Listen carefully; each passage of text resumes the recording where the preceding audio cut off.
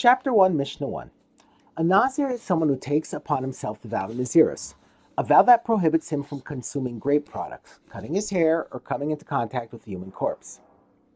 A person cannot make this vow simply by thinking it. He must say it aloud. The basic declaration of Nazirus is, Hareini Nazir, I am hereby a Nazir. The Mishnah will now teach what happens when a person does not use the word Nazir, but substitutes another commonly used word for it. A substitute word is known as a kinui. All kinuyim, substitute words for Nazirus, are effective as the basic term for Nazirus.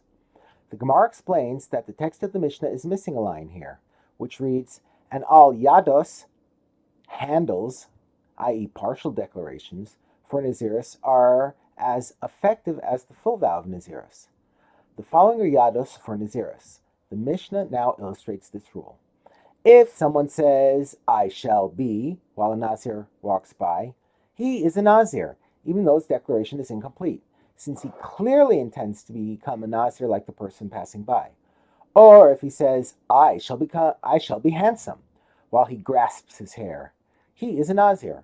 Although his declaration is incomplete, since it makes clear his intention to make himself handsome by growing long hair like a Nazir, the Nazirus vow takes effect without mentioning Nazirus explicitly.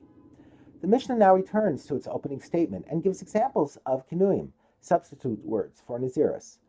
If someone says, I am hereby a Nazik, or I am hereby a Naziach, or I am hereby a Paziach, that is, he substituted these words for the word Nazir in his basic declaration, he is a Nazir. Since these words are commonly understood to mean Nazir, they are effective. The Mishnah lists additional wordings that are effective for declaring Nazirus. If someone says, I am hereby like this one, while he motions toward a Nazir who is walking by, or he says, while he grasps his hair, I hereby take upon myself to smooth down my hair, or I hereby take upon myself to grow my hair, or I hereby take upon myself to grow long locks of hair, he is a Nazir.